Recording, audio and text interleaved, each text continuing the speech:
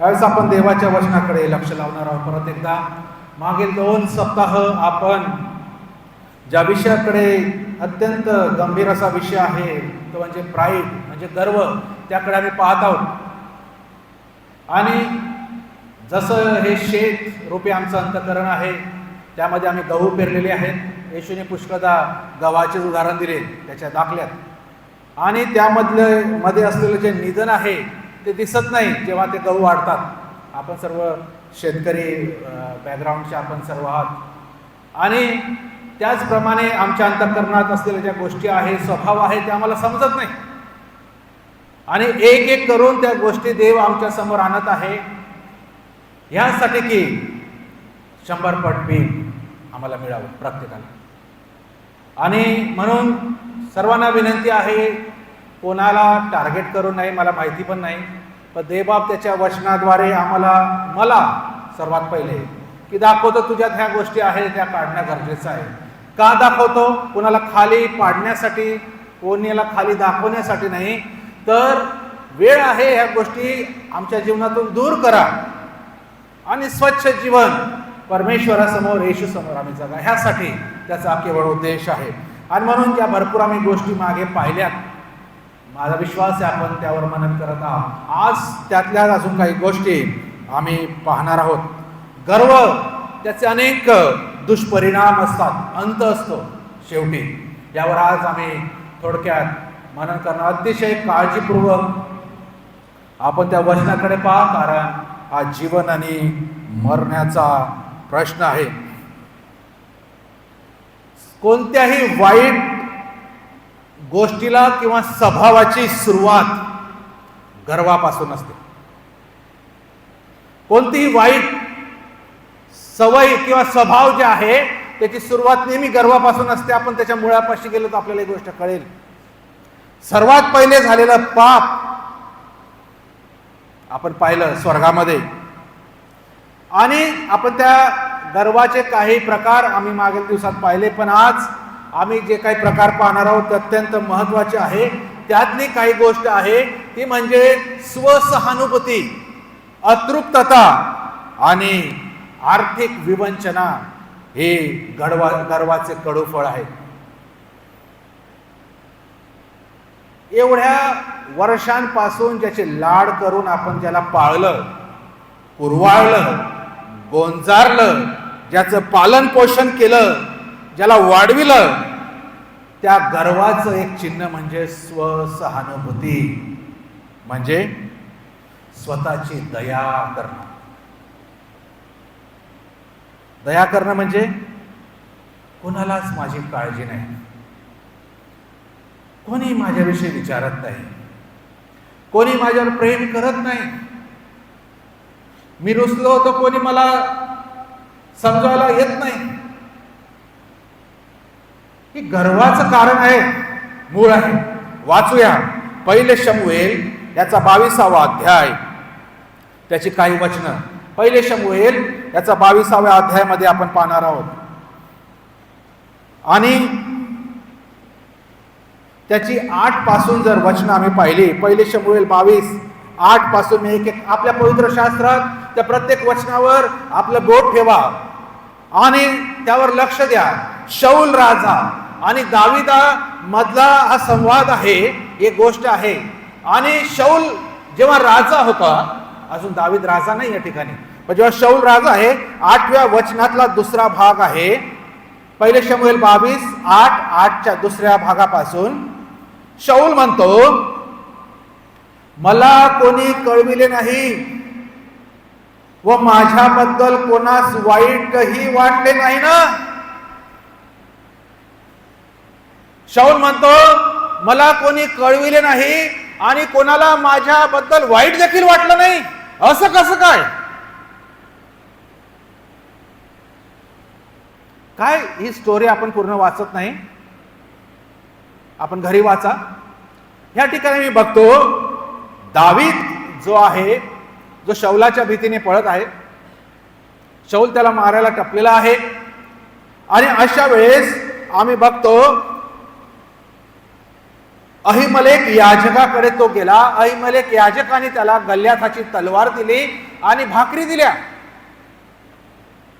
आणि ही गोष्ट जेव्हा शाऊलाला कळली तेव्हा फार राग आला. माझ्या दुश्मनाला, माझ्या वैऱ्याला ह्या याजकाने मदत केली. खरं पाहिलं तर दावीद शाऊलाचा जावई आहे, पण शाऊल त्याला वैरी समजत आहे. आणि आम्ही बघतो ह्या ठिकाणी तो म्हणतो, शाऊल म्हणतो 9व्या वचनाच्या दुसऱ्यापासून तो म्हणतो, मी येशयाच्या पुत्रास, येशयाचा पुत्र म्हणजे दावीद, त्याचा दास म्हणतोय ते, की पुत्र अभिमेलेक याच्याकडे येताना पाहिले.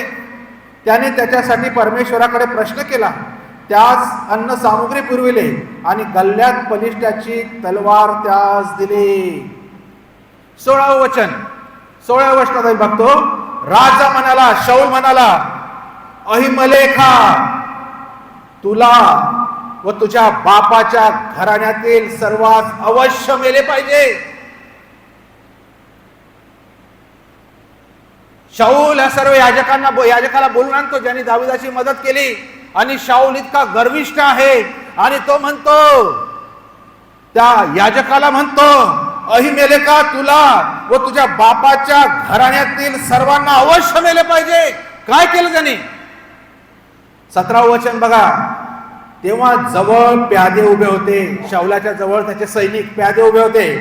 त्यास शाऊल म्हणाला, राजा म्हणाला, चला परमेश्वराच्या याजकांचा वध करा, कारण ते दाविदाचे मिलापी झाले आहेत. अभिमेलेखासोबत जे सर्व देवाचे, जे परमेश्वराचे जे याजक आहेत त्या सर्वांना मारून टाका. का मारून टाका? कारण त्यांनी दाविदाची मदत केली म्हणून. आणि मग त्या 17च्या दुसऱ्या भागामध्ये जेव्हा शाऊल त्याच्या प्याद्यांना सांगतो सगळ्यांना मारून टाका, तर ते प्यादे काय म्हणतात, पण परमेश्वराच्या याजकावर राजाचे सेवक आपले हात टाकिनात. राजाने आज्ञा दिली या सर्वांना मारून टाका. कोणाची हिंमत होत नाही त्या याजकावर हात उचलण्याची. राजाची आज्ञा पाळत नाही. जो गर्वाने भरलेला आहे, मत्सराने भरलेला आहे, तो सांगतो याला मारून टाका. कोणाची तिथे हात टाकण्याची हिंमत होत नाही. तेव्हा राजा त्याच्या अधिक जवळचा एक दबेकास म्हणाला, चल तू जाऊन त्या याजकावर तुटून पड. तेव्हा अदोमी दबेक याजकावर तुटून पडला. त्या दिवशी सणाचे पद धारण करणाऱ्या 85 पुरुषांची त्यांनी वध केला. 85 याजकांना मारून टाकलं.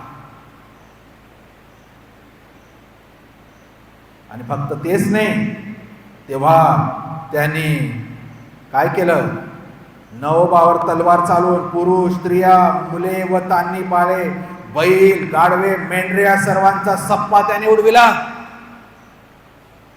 काय क्रोध आहे, काय गर्व आहे. फक्त शाऊलाला कोणी सांगितलं नाही की दाविदाची मदत, दाविदाला शस्त्र आणि दाविदाला भाकरी देण्यात आलेली ही गोष्ट फक्त शाऊलाला सांगितली नाही.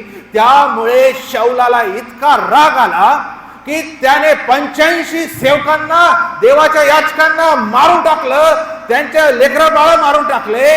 त्यांच्या प्रॉपर्ट्या, म्हणजे त्या दिवसात प्रॉपर्टी म्हणजे बैल, गाढव, जे काही जनावर होते त्यांना मारून टाकले. गर्व मारतो, मी मागे म्हटलं, गर्व मारतो. काही खरं मारतात, काही आत्मिक रीतीने मारतात, मनात त्याचा वध करतात. आणि म्हणून बघा की किती कठीण आहे.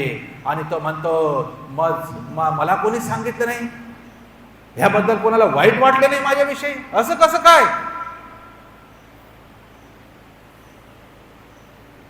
आज आम्ही शाऊलाप्रमाणे करणार नसेल, करणारही नाही, परंतु आमच्या भावांचा, आमच्या शेजाऱ्यांचा त्या गर्वामुळे आम्ही खून पाडतो. मला सांगितलं नाही, मला माहिती नाही,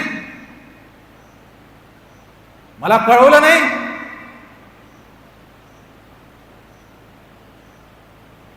कोणाला माझी काळजी नाही, कोणी माझ्यावर प्रेम करत नाही, कोणी मला समजून घेत नाही. असं वाटतं बिचारा आहे, बिचारा आहे, पिटी पिटी दाखवतो, पण त्याच्या मागचं कारण, असं सर्व समजण्याच्या मागचंच कारणच गर्व आहे. कोण आहे आम्ही? कोणती महानता आम्ही प्राप्त केली की लोकांनी आमच्यावर प्रेम करावे, आमची काळजी घ्यावी, आमचा आदर करावा, आमची विचारपूस करावी? कोण आहे आम्ही? त्याच्या उलट नम्र व्यक्ती जे असतात, इतरांवर प्रेम करतात, इतरांची मदत करतात, त्यांची काळजी घेण्यात ते आघाडीवर असतात, दुसऱ्यांच्या सेवेसाठी, परमेश्वराच्या गौरवासाठी आपले जीवन शक्तीपलीकडे जाऊन समर्पण करण्यास ते तयार असतात. आणि ते करण्यात त्यांना आनंद आहे. ते स्वतःला सौभाग्यशाली, आशीर्वादी समजतात अशी सेवा करताना. नम्र लोक आहे. थोडक्यात सांगायचं, गर्विष्ठ लोक आपल्या हक्काचा ते दावा करतात. दुसऱ्या शब्दात सांगायचं, गर्विष्ठ स्वतःविषयी इतके जागृत आहे, इतके सावध असतात, थोडंसं काय झालं की त्यांचा गर्व उफाळून येतो. इतके सावध असतात. पण नम्र लोक परमेश्वराविषयी सावध असतात. देव बघतो, ही सावधता असते. गर्विष्ठ लोक पुष्कळदा लोक बघतात, माझ्याविषयी काय विचार करतात, कारण मी प्रतिष्ठित आहे, मी स्पेशल आहे, मी विशिष्ट आहे, हा गर्व आम्हाला जपडून असतो. पण नम्र लोक कोणाची पर्वा करत नाही. देव मला पाहतो ह्याचीच फक्त ते त्याचा विचार करतात. दुसरं जे निधन आमच्या शेतामध्ये आहे, अंतःकरण रूपाचे गर्वाचे फळ आहे, आणि ते म्हणजे अतृप्तता आमच्यामध्ये असते. मला अधिक पाहिजे, अजून आहे, अजून पाहिजे. मला हे पद आहे, अजून मोठं पद पाहिजे. माझ्याजवळ हे आहे, त्यापेक्षा अजून मला भरपूर पाहिजे. आणि ते भरपूर पण दिलं तरी ते म्हणतात मला अजून पाहिजे. गर्विष्ठ व्यक्ती नेहमी अतृप्त, असमाधानी, असंतुष्ट, तक्रार करणारे.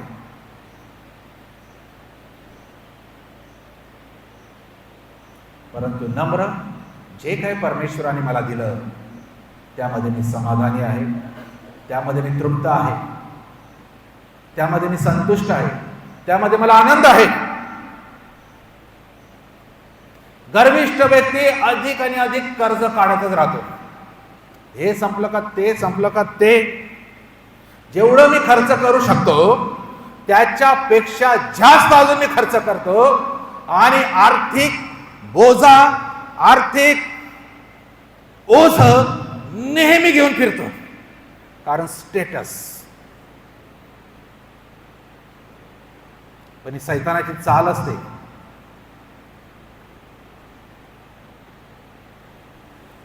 नम्रता आणि विश्वास एकमेकांसोबत जोडलेला असतो. नाही ना माझ्याकडे, देव देईल, विश्वास आहे. पण नाही ना माझ्याकडे, मी पैसे तिथून घेईल आणि घेईल, हा माझा इगो आणि माझा गर्व आहे. आपल्याला फरक कळतो याच्यातला. आणि म्हणून बहुतांश परिवार आज ओझ्या